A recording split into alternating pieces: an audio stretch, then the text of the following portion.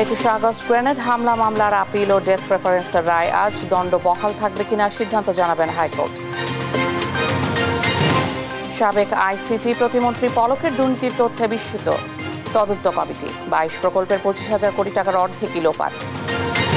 চুয়াডাঙ্গা পৌর এলাকার ট্রেড লাইসেন্সের ফি আত্মসাৎ, 3 বছরে প্রতারিত হাজারো ব্যবসায়ী, কঠোর ব্যবস্থা নেওয়ার আশ্বাস।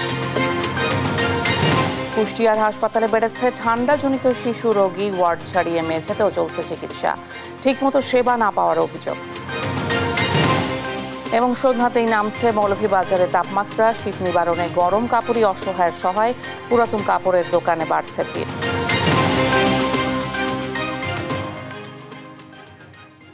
দেখছিলেন শিরোনাম সংবাদ সকালের সঙ্গে আছি আমি ইশিকা আজিজ। বহুল আলোচিত 21 আগস্ট গ্রেনেড হামলার মামলার ডেথ রেফারেন্স ও আসামিদের আপিলের রায় রোববার। বিচারপতি AKM আসাদুজ্জামান, বিচারপতি সৈয়দ এনায়েত হোসেনের হাইকোর্ট বেঞ্চ এই রায় ঘোষণা করবেন। সাবরিনা মজুমদারের রিপোর্টে বিস্তারিত।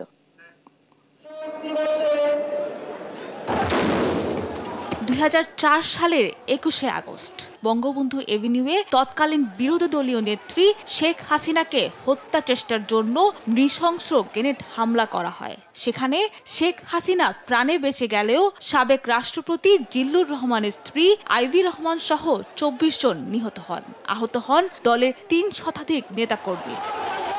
2018 সালের 10 অক্টোবর বিচারিক আদালত সাবেক স্বরাষ্ট্র প্রতিমন্ত্রী লুৎফুজ্জামান বাবর ও বিএনপি নেতা আব্দুস সালাম পিন্টু সহ 19 জনের মৃত্যুদণ্ড দেন। একই সঙ্গে বিএনপি ভারপ্রাপ্ত চেয়ারম্যান তারেক রহমান সহ 19 জনের যাবজ্জীবন কারাদণ্ড এবং 11 জনকে বিভিন্ন মামলায় অর্থদণ্ড ও কারাদণ্ডের আদেশ দেন আদালত। 5 আগস্ট দেশে প্রেক্ষাপট পরিবর্তনের পর 21 অক্টোবর এ মামলার নতুন করে শুরু হয় শুনানিতে সব পক্ষই এ মামলায় রাজনৈতিক উদ্দেশ্যের জন্য কিভাবে জঙ্গিবাদ ও বিএনপি নেতাদের নাম যোগ করা হয় তা তুলে ধরেন। পরে শুনানি শেষে 21 নভেম্বর রায়ের দিন রাখা হলেও রোববার রায়ের দিন ধার্য করেন সর্বোচ্চ আদালত। এটা যেদিন কোর্ট এটা করে আপনার আর্গুমেন্ট শুনানি শেষ করলেন, ওই দিন আমি বিভিন্নভাবে আইনের বিভিন্ন ব্যাখ্যা দিয়ে দুটা জিনিস আমরা এস্টাবলিশ করার চেষ্টা করেছি যে এই মামলার দ্বিতীয় চার্জশিট সেটা যেমনি গ্রহণযোগ্য নয়, প্রথম চার্জশিট যেটা সেখানেও এই মুফতি হান্নানকে আপনার রাজসাক্ষী হওয়ার একটা প্রস্তাব ছিল। 20 ধারা অনুযায়ী আর কোনো প্রলোভন দিয়ে যদি তার স্বীকারোক্তি নেওয়া হয়, সেই স্বীকারোক্তিটা আইনের চোখে এটা গ্রহণযোগ্য নয়। তবে এ মামলায় যাবজ্জীবন সাজা হওয়া তারেক রহমানের বিষয়ে সিনিয়র আইনজীবী SM শাহজাহান বলেন, আসামিদের সংশ্লিষ্টতার প্রমাণ পাওয়া যায়নি বলে খালাস পাবেন তারা। কোনো আসামির বিরুদ্ধে এই মামলা প্রমাণিত হয়নি। তারেক জিয়া সাহেব এবং আপনার কাজী কায়কোবাদ অন্যান্য যারা এই মামলায় আপিল করেননি, এই ইয়েটা আপনার নন অ্যাপিলিং অ্যাকিউজড যারা আছেন, যাদের আপিল নাই বা কোনো 561A মতে কোনো প্রেয়ার কোর্টের সামনে নাই, সেক্ষেত্রে ওই যদি সমস্ত আসামিরা খালাস কোর্ট মনে করেন যে না মামলা কারো বিরুদ্ধে প্রমাণিত হয় নাই, সেক্ষেত্রে এই নন অ্যাপিলিং অ্যাকিউজড হিসাবে ওনারাও সেই বেনিফিটটা পেতে পারেন। আওয়ামী লীগ শাসনামলে রাজনৈতিক উদ্দেশ্য হাসিলের জন্যই বিরোধী দলকে এ মামলায় জড়ানো হয়েছিল বলে জানান আইনজীবীরা। সাবরিনা মজুমদার, দেশ টিভি, ঢাকা। বাংলাদেশ কারো জন্য হুমকি নয়, তবে কেউ হুমকি হোক এমনটা চায় না বলে জানিয়েছেন পররাষ্ট্র উপদেষ্টা তৌহিদ হোসেন। বাংলাদেশ ভারত সম্পর্ক নষ্ট করতে দেশটির গণমাধ্যম প্রোপাগান্ডায় লিপ্ত বলেও অভিযোগ করেন তিনি। আর বিএনপির vice chairman SM Asaduzzaman Ripon বলেছেন, বাংলাদেশ নিয়ে ভারত মিথ্যাচার করছে। জাতীয় ঐক্য ধরে রেখে নিজেদের শক্তি বাড়ানোর পরামর্শও দেন তিনি। বিস্তারিত প্রতিবেদনে। বাংলাদেশ মোহাম্মদ ইউনূস চালাতে পারছেন না, বাংলাদেশকে পুরো বেচে দেবে আমেরিকার হাতে। প্রতিনিয়ত ভারতীয় মিডিয়ার প্রোপাগান্ডার শিকার হচ্ছে বাংলাদেশ। এই অপপ্রচারে শোনায় সোহাগা হয়েছে রাষ্ট্রদ্রোহের অভিযোগে ইসকনের চিন্ময় কৃষ্ণ দাসের গ্রেপ্তার। উদ্দেশ্য প্রণোদিতভাবে সাম্প্রদায়িক দাঙ্গা উস্কে দিয়ে ভারত বাংলাদেশ সম্পর্ক নষ্টের চেষ্টা চালাচ্ছে দেশটির কয়েকটি গণমাধ্যম। সম্মিলিত সনাতন জাগরণ মঞ্চের মুখপাত্র প্রধান শনিবার দুপুরে নর্থ সাউথ বিশ্ববিদ্যালয়ে বাংলাদেশ ভারত সম্পর্ক প্রত্যাশা, প্রতিবন্ধকতা এবং ভবিষ্যৎ শীর্ষক সেমিনারে ভারতীয় গণমাধ্যমের ভূমিকার নিন্দা জানান পররাষ্ট্র উপদেষ্টা তৌহিদ হোসেন। বলেন, দুদেশের স্বাভাবিক সম্পর্কে প্রতিবন্ধকতা সৃষ্টি করছে তারা। ভারতীয় মিডিয়া যে ভূমিকা নিয়েছে এটা কোনো অবস্থাতেই দুই দেশের মধ্যে স্বাভাবিক সম্পর্ক প্রতিষ্ঠার জন্য সহায়ক না, প্রতিবন্ধক এটা একটা। তারা কেন করছে তারা ভালো বলতে পারবেন। এখানে আমার মনে হয় আমাদের মিডিয়ার একটা ভূমিকা নেওয়া প্রয়োজন আছে। জাতীয় ঐক্যের গুরুত্ব তুলে ধরে তিনি জানান, বাংলাদেশ কারো জন্য হুমকি নয়, কেউ হুমকি হোক তেমনটাও চায় না। জাতীয় স্বার্থ যেখানে আছে সেখানে জাতীয় ঐক্যমত থাকতে হবে, প্রভাব বিস্তারের চেষ্টা থাকবেই। এটা কিন্তু আন্তর্জাতিক সম্পর্কের ক্ষেত্রে অলমোস্ট নিয়ম। যারা শক্তিমান তারা প্রভাব বিস্তার করার চেষ্টা করবে। আপনার ঘর গোছাতে হবে যাতে আপনার উপর আন্ডিও কোনো প্রভাব বিস্তার করতে না পারে। আমরা কারোর জন্য থ্রেট না, আমরা কাউকে আমাদের জন্য থ্রেট হতে দিতে পারি না। এখানেই আমাদের জাতীয় ঐক্যের প্রশ্ন। আরেক আলোচক বিএনপির vice chairman SM. Asaduzzaman Ripon বলেন, বিএনপি জাতীয় স্বার্থ রক্ষা করেই ভারত সহ অন্যান্য দেশের সঙ্গে সম্পর্ক রাখবে। দেশের স্বার্থ বিকিয়ে আমাদের দল ভবিষ্যতে কখনোই কোন শক্তির সাথে আপোষ করবে না। দ্য সেম টাইম শুধু ভারত না, চায়না থেকে শুধু সকল রাষ্ট্রকে আমরা বলতে চাই যে মেসেজটা আমরা দিতে চাই, তাদের কারোর জন্য আমরা সিকিউরিটি থ্রেট হব না, তাদের সিকিউরিটির জন্য আমরা আদৌ থ্রেট হব না। But at the same time যদি কেউ আমাদের জন্য সিকিউরিটি থ্রেটের চিন্তা ভাবনা করে তাহলে আমরা তাদেরকে সেটা ডেটার করব, তাদেরকে আমরা মোকাবেলা করব, তাদেরকে আমরা বাধা দেব এবং সেই তার সক্ষমতা আমরা অর্জন করবো ইনশাআল্লাহ। আর জাতীয় ঐক্য ধরে রেখে অভ্যন্তরীণ ও আন্তর্জাতিক পর্যায়ে সক্ষমতা বাড়ানোর পরামর্শ দেন বক্তারা, যাতে অযাচিতভাবে কেউ বাংলাদেশের উপর প্রভাব বিস্তার না করতে পারে। জান্নাতুল মোহনা, দেশ টিভি, ঢাকা। সংস্কার নিয়ে কাউকে ভাবতে হবে না, নির্বাচনের পর গঠিত জাতীয় সরকারই ব্যবস্থা নেবে, এমনটাই বললেন বিএনপির স্থায়ী কমিটির সদস্য আমির খসরু মাহমুদ চৌধুরী। আর সংখ্যালঘুদের প্রতি ভারতের দরদ রাজনৈতিক বলে জানান সিপিবির সাবেক সভাপতি মুজাহিদুল ইসলাম সেলিম। আর যে কোনো মূল্যে জাতীয় ঐক্য ধরে রাখার আহ্বান জানান গণফোরামের এমিরেটাস সভাপতি ডক্টর কামাল হোসেন। সাইফুল রিপনের প্রতিবেদন। শনিবার রাজধানীর ইঞ্জিনিয়ার্স ইনস্টিটিউশনে জাতীয় পতাকা উত্তোলন ও পায়রা ওড়ানোর মধ্য দিয়ে উদ্বোধন হয় গণফোরামের ৭ম জাতীয় সম্মেলন। সভাপতির বক্তব্যে জাতীয় ঐক্য অটুট রাখতে সবার প্রতি আহ্বান জানান গণফোরামের এমিরেটাস সভাপতি ডক্টর কামাল হোসেন। ঐক্যকে আরো সুসংগত করার জন্য কাজ করে যাবেন এবং সেই ঐক্যর মধ্যে দিয়ে আমাদের যা কিছু অর্জন আমরা করতে পারবো। ছাত্র জনতার অভ্যুত্থানকে নস্যাৎ করতে ভারতের মদদে নানা ইস্যুতে বাংলাদেশে অস্থিতিশীলতা তৈরির অপচেষ্টার কঠোর সমালোচনা করেন সম্মেলনে অংশ নেয়া রাজনৈতিক নেতারা। খুবই দুর্ভাগ্য, ভারতের শাসকরা এখানকার হিন্দু সম্প্রদায় সহ ধর্মীয় জাতিগত সংখ্যালঘুদেরকে বাংলাদেশি তারা হোক, বাংলাদেশকে তারা ধারণ করুক, সম্ভবত এটা তারা চান না। প্রতিনিয়ত তারা উস্কানি তারা তৈরি করবার তারা চেষ্টা করছেন। সেই বিজেপি গোষ্ঠী তারা বাংলাদেশের এমবাসির সামনে ভাঙচুর করছেন, আমাদের পতাকাকে পুড়াচ্ছে। তাহলে বোঝা যায় যে চিন্ময়ের সাথে ওদের একটা লিঙ্ক আছে। অতীত স্বৈরাচার তারা একতাবদ্ধ হয়ে একটা অরাজকতার সৃষ্টি করছে। আমি ভারত সরকারকে বলতে চাই, বিশ্বজিৎকে যখন হত্যা করা হয়েছিল ঢাকার কোর্টের সামনে, তখন তো তোমরা তোলপাড় করো নাই। তোমার যে মাইনরিটির প্রতি দরদ দেখাচ্ছ, এইটা আসলে মাইনরিটির প্রতি দরদ কিনা, নাকি এটা রাজনৈতিক উদ্দেশ্য প্রণোদিত? বিএনপির স্থায়ী কমিটির সদস্য আমির খসরু মাহমুদ চৌধুরী বলেন, ধর্মের নামে যেসব ঘটনা ঘটছে তা গভীরভাবে পর্যবেক্ষণ করতে হবে। এতগুলো ঘটনা ঘটছে, একজন আইনজীবী মারা গেছে, অনেকে মনে করেছিল এটা বড় প্রতিক্রিয়া হবে। বাংলাদেশের মানুষ কিন্তু সেই প্রতিক্রিয়া দেখায় না, তাদের সহ্যগুণ অনেক বেশি। এই যে পশ্চিমবঙ্গে কলকাতায় বাংলাদেশ এমবাসি ভাঙচুর করা হয়েছে, বাংলাদেশে কোনো প্রতিক্রিয়া হয়নি। এটা হচ্ছে সুখবর, এটা হচ্ছে বাংলাদেশের শক্তি, এটা হচ্ছে বাংলাদেশের স্ট্রেংথ, যে অন্যরা যা করছে বাংলাদেশে সেটা করছে না। কথা বলেন সংস্কার ও নির্বাচন ইস্যুতেও। আগামী দিনে নির্বাচনের পরে যেই সরকার হবে সেটা হবে জাতীয় সরকার, সেটা হবে জাতীয় সরকার, এবং সেই জাতীয় সরকার এই ৩১ দফা সেই জাতীয় সরকার বাস্তবায়ন করবে ইনশাআল্লাহ। সুতরাং সংস্কার নিয়ে কারো চিন্তা করার কোনো কারণ নেই। শান্তিপূর্ণ গণতান্ত্রিক প্রক্রিয়ায় দেশের মালিকানা জনগণের হাতে ফিরিয়ে দেয়াই মূল লক্ষ্য দাবি করে আমির খসরু মাহমুদ চৌধুরী বলেন, বিগত দিনে জবাবদিহিতা ছিল না বলেই ফ্যাসিস্ট স্বৈরাচার তৈরি হয়েছে। যে কারণে ফ্যাসিস্ট সৃষ্টি হয়েছে, সাইফুল রিপন, দেশ টিভি, ঢাকা। দেশের আকাশে কালো শকুন ঘুরছে মন্তব্য করে সবাইকে সজাগ থাকার আহ্বান জানিয়েছেন জামায়াতে ইসলামীর আমির ডাক্তার শফিকুর রহমান। শনিবার সাতক্ষীরায় সংগঠনের কর্মী সম্মেলনে এ কথা বলেন তিনি। জামায়াত সাম্যের রাষ্ট্র ব্যবস্থা চায় জানিয়ে ডাক্তার শফিকুর রহমান বলেন, তারা ক্ষমতায় গেলে নারীরা ঘরে বাইরে সুরক্ষিত থাকবে। সহকর্মী শরীফুল্লাহ কায়সার সুমনের তথ্য ও চিত্রে আপনপুর ডেস্ক রিপোর্ট। শনিবার সকাল থেকেই জামায়াত ইসলামীর কর্মী সমর্থকে কানায় কানায় পূর্ণ হয়ে ওঠে সাতক্ষীরা সরকারি উচ্চ বিদ্যালয় মাঠ। জেলার বিভিন্ন প্রান্ত থেকে জমায়েত হন কর্মী সম্মেলনে। বিকেলে সম্মেলনে প্রধান অতিথির বক্তব্য রাখেন দলের আমির ডাক্তার শফিকুর রহমান। বলেন, দেশের আকাশে কালো শকুন ঘুরছে, তাই সতর্ক থাকতে হবে। আওয়ামী লীগ দেশের মানুষের অধিকার দেয়নি বলেও মন্তব্য করেন তিনি। সাতক্ষীরার উপর তারা জুলুম করেছে, সাতক্ষীরার জনগণের অধিকার দেয়নি।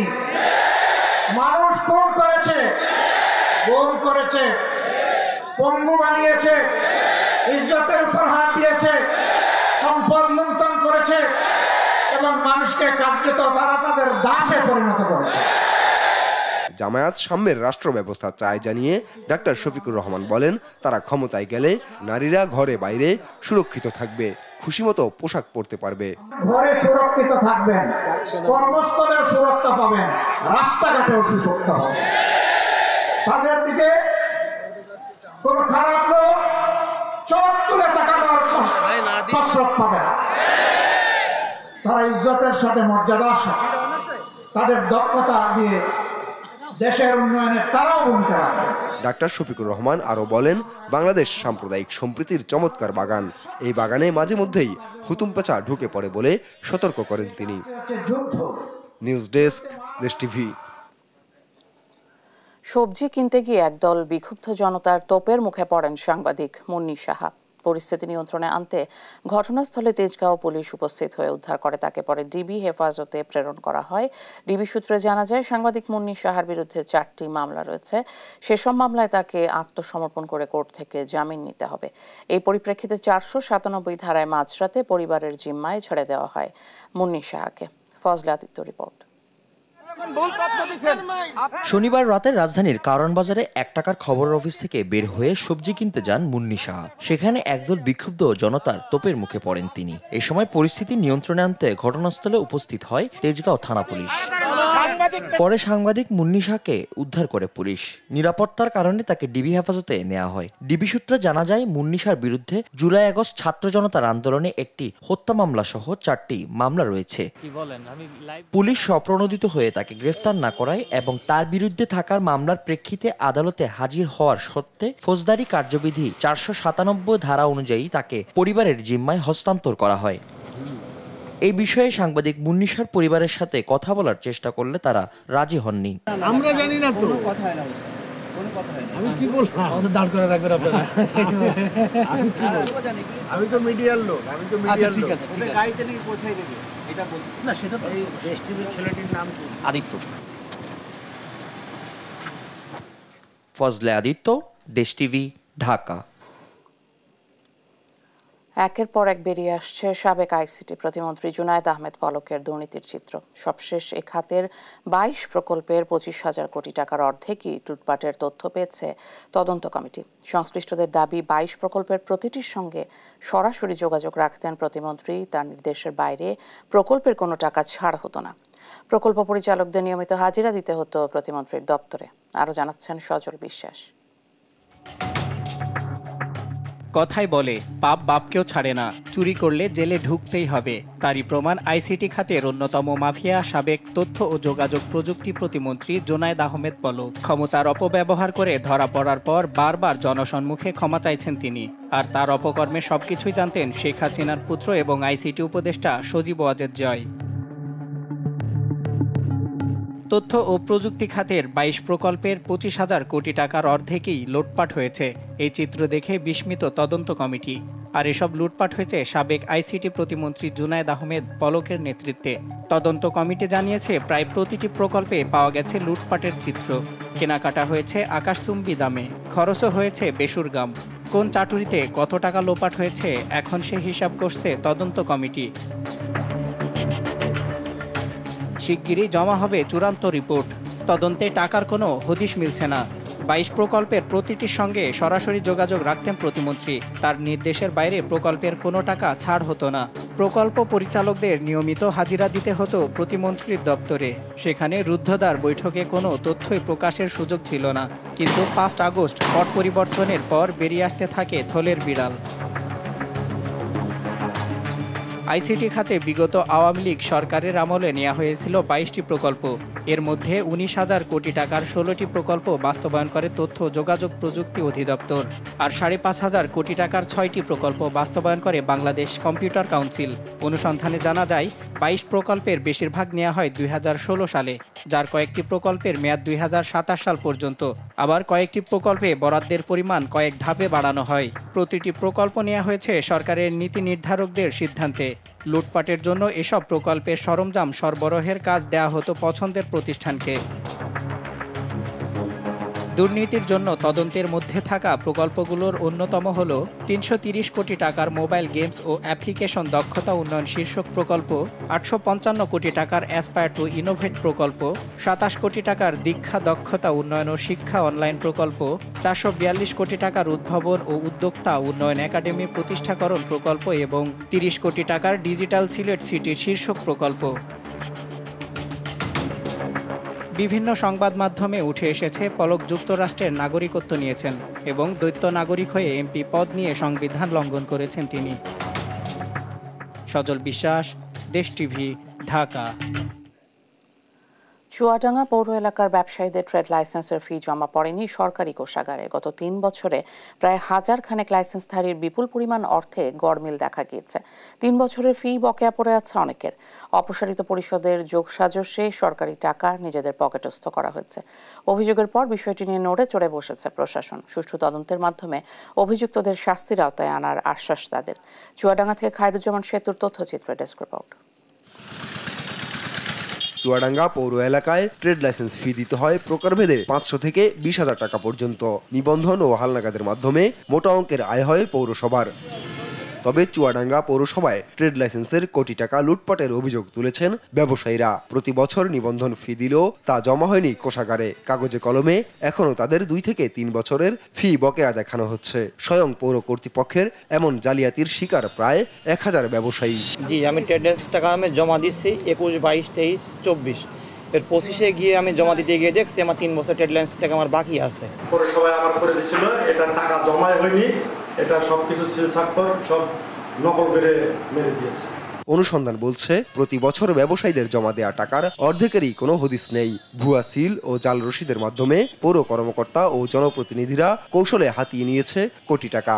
এই সিলটা দেখাইছে এবং এই স্বাক্ষরটা দেখিয়েছে, বলছে যে এটা টাকাটা হচ্ছে ব্যাংকে জমা করে নিয়ে উনি নিজে স্বাক্ষর করে টাকাটা আত্মসাৎ করে দেয়। অথচ পৌরসভায় লাইসেন্স টাকা জমা হবে না, এটা খুব দুঃখজনক। তবে ব্যবসায়ীদের এমন অভিযোগ অস্বীকার করছেন পৌরসভার ট্রেড লাইসেন্স শাখার এই কর্মকর্তা। এই ধরনের তো আশা করি হবে না, বুঝতে পেরেছেন? এই ধরনের তো আশা করি হওয়ার কথা না, এই অভিযোগ তো সত্য নাই। বিষয়টি জানাজানির পর নড়ে চড়ে বসেছে প্রশাসক। যদিও এ নিয়ে মুখ খুলতে চায়নি দায়িত্বপ্রাপ্ত কেউ, তবে তদন্তের মাধ্যমে জড়িতদের শাস্তির আওতায় আনার আশ্বাস দিয়েছেন জেলা প্রশাসক। বিষয়টা আপনাদের কাছ থেকেও শুনেছি এবং চুয়াডাঙ্গা পৌরসভার প্রশাসকের সাথে আলাপ করেছি। এই ধরনের একটা অভিযোগ পেয়েছে, বিষয়টা সে তদন্ত করতেছে এবং আমি পরামর্শ দিয়েছি যাতে দ্রুত তদন্ত শেষ করে যাতে বিধি মোতাবেক ব্যবস্থা নেওয়া হয়, দৃষ্টান্তমূলক শাস্তি যাতে দেওয়া হয়। চুয়াডাঙ্গা পৌরসভার আওতায় ট্রেড লাইসেন্সধারীর সংখ্যা প্রায় 3000, যা থেকে প্রতি বছর আয় হয় গড়ে 50 লাখ টাকার বেশি। টাকা আত্মসাৎকারীদের শিগগিরই বিচারের দাবি ব্যবসায়ীদের। নিউজ ডেস্ক, দেশ টিভি। শেখ হাসিনার মতো পরিণতি না চাইলে ক্ষমতার জন্য বিদেশিদের আশীর্বাদ না নিয়ে জনসমর্থন আদায়ে রাজনৈতিক দলগুলোর প্রতি আহ্বান জানিয়েছেন যুব ও ক্রীড়া উপদেষ্টা আসিফ মাহমুদ সজীব ভুঁইয়া। শনিবার বিকেলে কুমিল্লার মুরাদনগর উপজেলায় একটি সংবর্ধনা অনুষ্ঠানে এই কথা বলেন তিনি। জানান, দেশকে নিয়ে অভ্যন্তরীণ ও বহিরাগত ষড়যন্ত্র চলছে।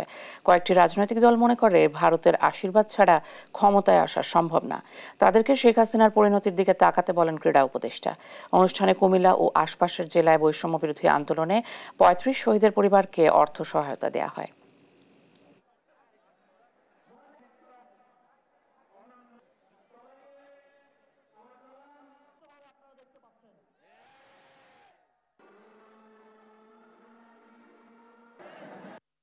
শেখ হাসিনার থেকে বেশি কারো প্রতি ভারতের বেশি আশীর্বাদ ছিল না। শেখ হাসিনার কি পরিণতি বাংলাদেশের জনগণ করেছে তাকে স্পষ্টভাবে আপনারা দেখতে পাচ্ছেন।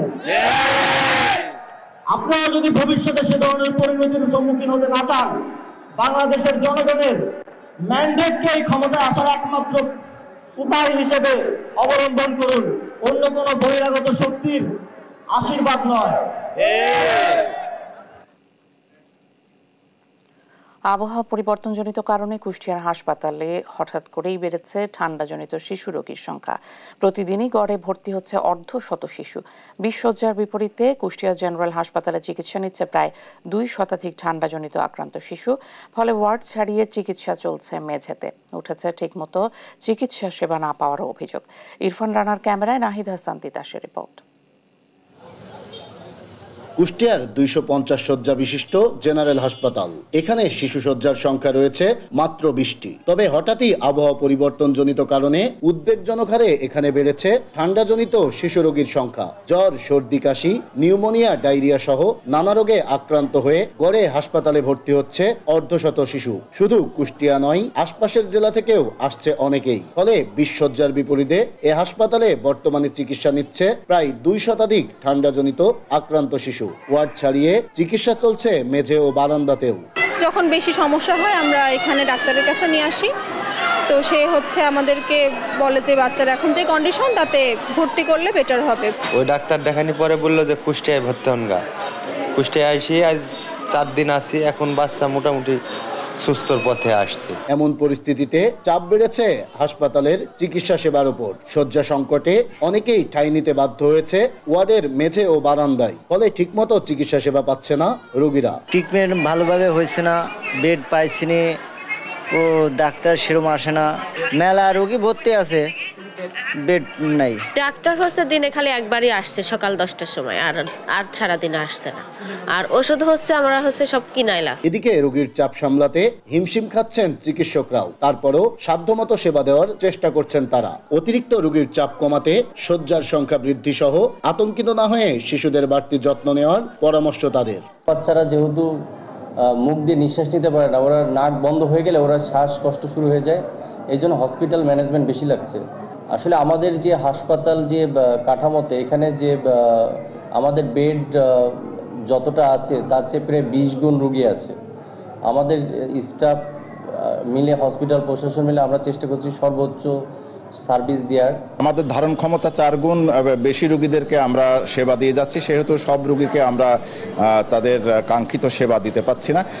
এ নিয়ে আমাদের সেবা কর্মীদের এবং সেবা গ্রহীতাদের মধ্যে একটু অসন্তুষ্টি আছে। বর্তমানে এই হাসপাতালে 20 শয্যার বিপরীতে ভর্তি রয়েছে প্রায় 2 শতাধিক শিশু। এছাড়াও গত 2 সপ্তাহে চিকিৎসা নিয়ে বাড়ি ফিরে যাওয়া শিশুর সংখ্যা প্রায় 6 শতাধিক। নাহিদ হাসান তিতাস, দেশ টিভি, কুষ্টিয়া।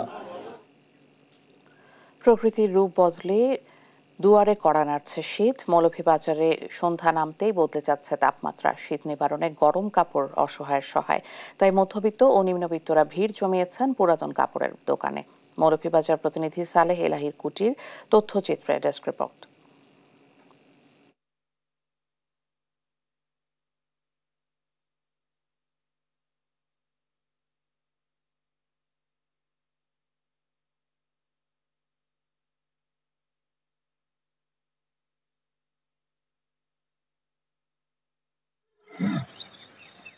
দেশ জুড়ে শুরু হয়েছে শীতের আমেজ।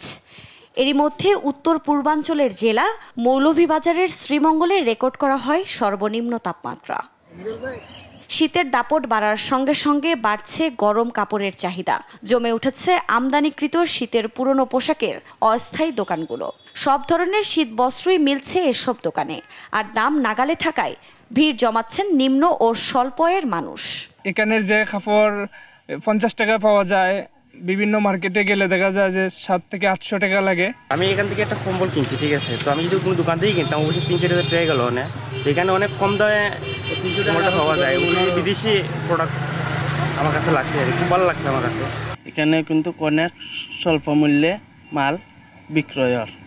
500 টাকা 1000 টাকার কাপড় কেন 50 টাকায় 100 টাকায়। আলহামদুলিল্লাহ মোটামুটি কেন যে অনেক গরিবরা আছে তারা অনেক টাকা দিয়ে মার্কেট থেকে কাপড় লইতে পারে না, তো এখানেও মোটামুটি সীমিত দামে কাপড় চোপড় মিলে এখন অনেক গরিবের উপকার ওর এখানে। শীত আইলে আমরা সবসময় কাপড় কিনি, আর দোকান চাইতে খুবই সস্তা কাপড় আর খুবই ভালো। ব্যবসায়ীরা বলছেন ডলারের দাম বাড়ায় কাপড় কিনতে হচ্ছে বাড়তি দামে, তাই সীমিত লাভে বিক্রি করছেন শীতের পোশাক।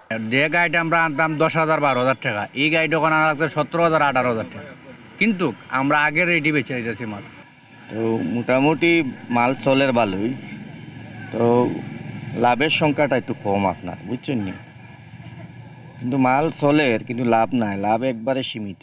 30 টাকা থেকে শুরু করে 300 টাকার মধ্যেই তাইওয়ান, জাপান ও কোরিয়া থেকে আসা শীতের পোশাক কিনতে পারায় খুশি নিম্ন আয়ের মানুষ। নিউজ ডেস্ক, দেশ টিভি।